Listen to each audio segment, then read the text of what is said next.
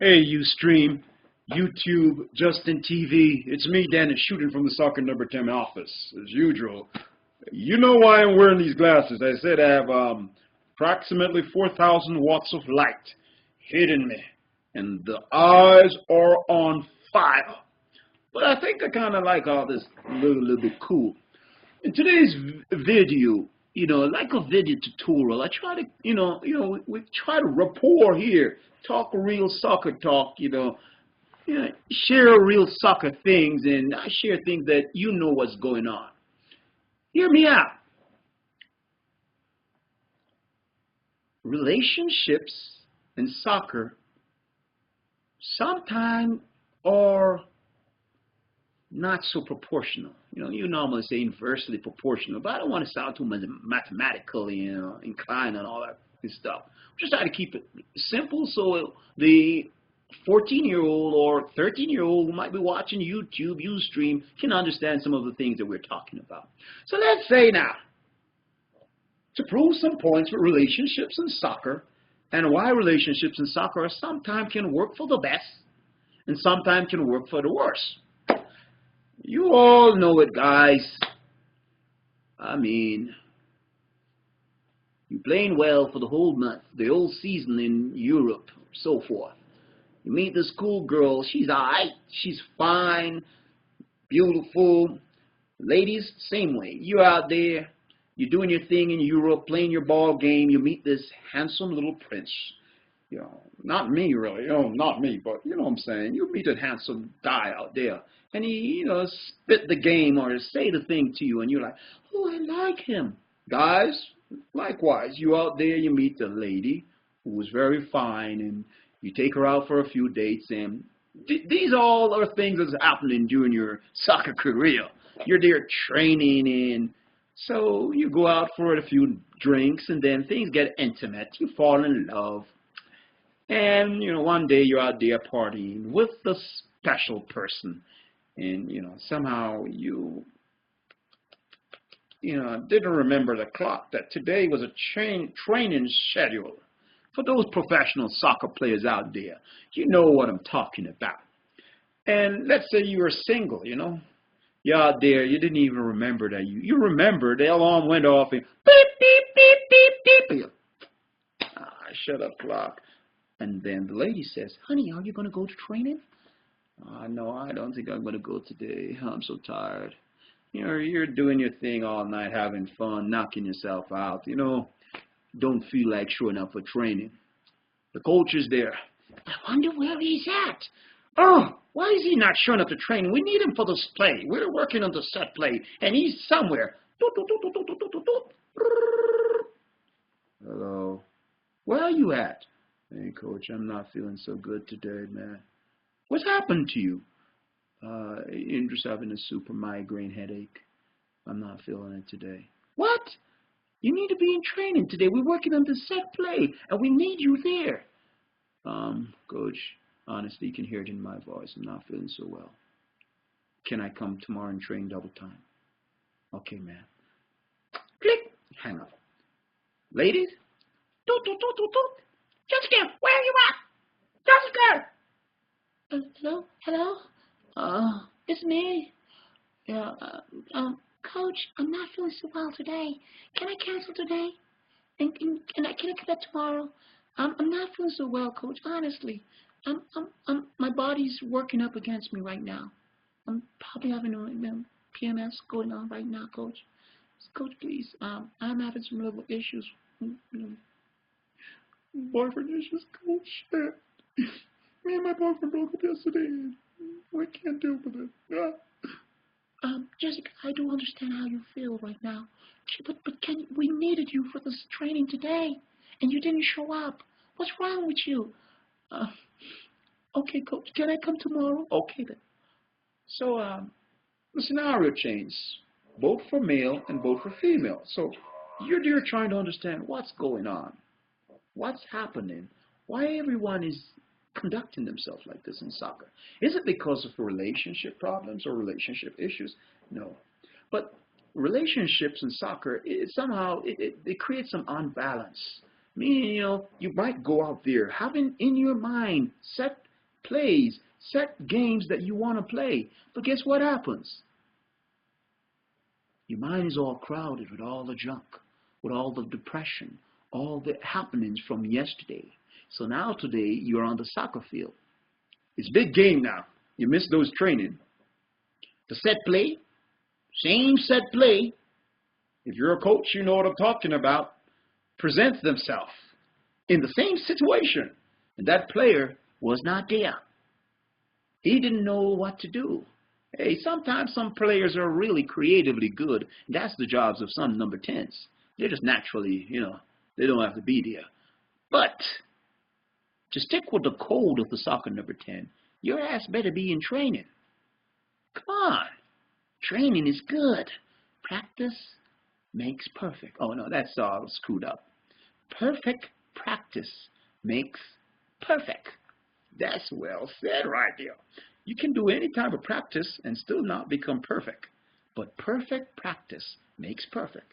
I kind of throw that one in. It's something I learned from military days, and it's so beautiful. But what I'm saying to you is, you need to understand that with relationships in soccer, sometimes it creates some problems. So when you're going to play big games like finals and semifinals, take it from me, guys. Listen to me. You know this for a fact. Try to avoid getting into arguments with a lady at the house or with that beautiful, significant other that you just met. Because during the game, one little out of sync, one little conflict, one little argument messed this brain up. When you go out there to turn on that soccer machine, nothing is happening. You're wondering why you play so sloppy. Why nothing happened? Everyone said, Jessica, why you're not playing? Hey, David, what happened? This is what you get in semifinals, man? This is all you can play? And everybody's looking at you like, what's wrong with you? Plus the psychology of semifinals. Yeah, that's another whole video. The psychology of semifinals. Now you're there like, and I lost. I can't believe it. When you go home now, then the reality hits you. Your mind come back. Your real soccer mind come back. You lost the semifinals that you all worked out so hard for because one player not really was in the sync with everyone in mindset. Then you lost the game. So you're there like, man. Then when the reality hit you, your friend called you and said, I told you you were going to lose, you joker. And then you're like, what? Lose what? So you lost the game. You lost semifinals. It's on the news. You're on your little spaceship. Relationships can be good if it's used the right way.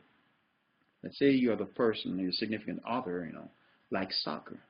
But sometimes when you bring them to the games, instead of you playing well, 99, no, let's not say so much. It's really too pushing it.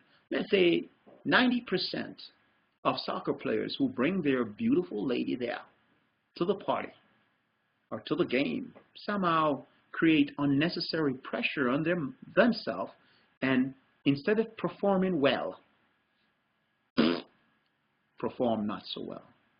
You see, what happened is you brought an extra luggage with you on the soccer field, a psychological luggage that mess your game up.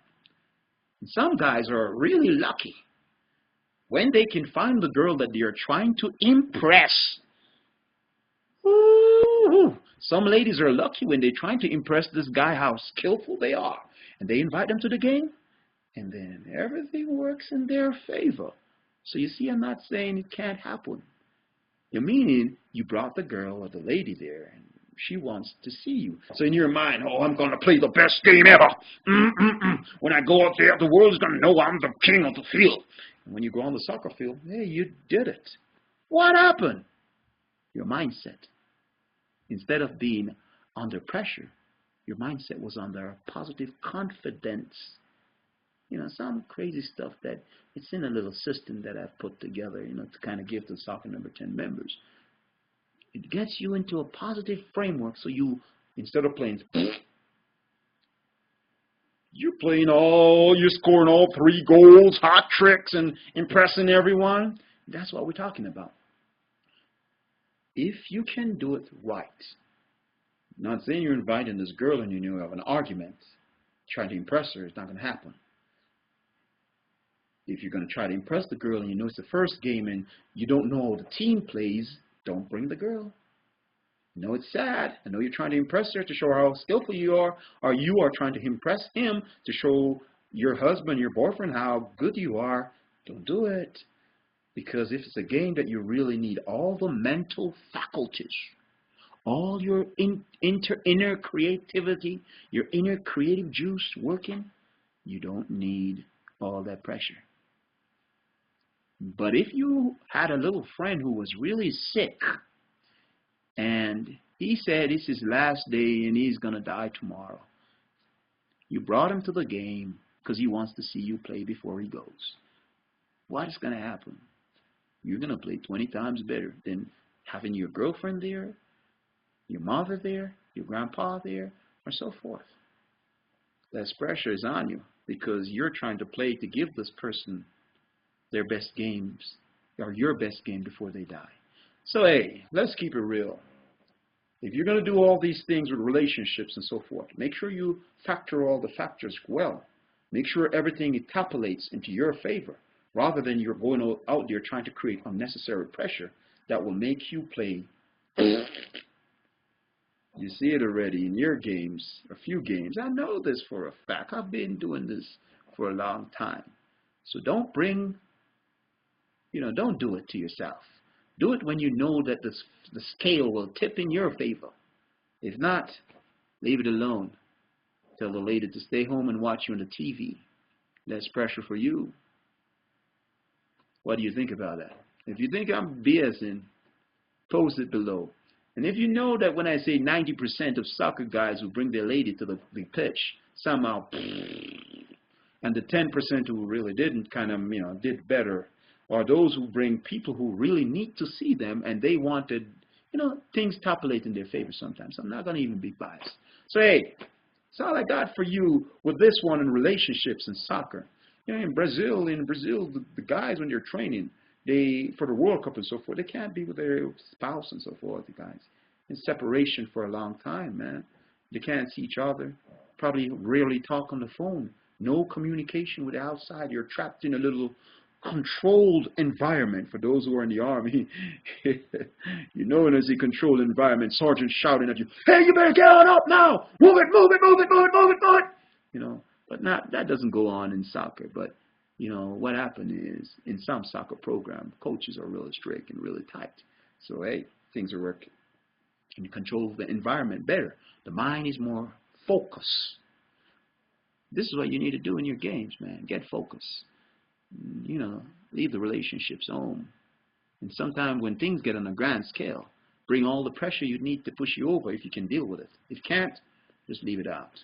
Don't go down like a sucker.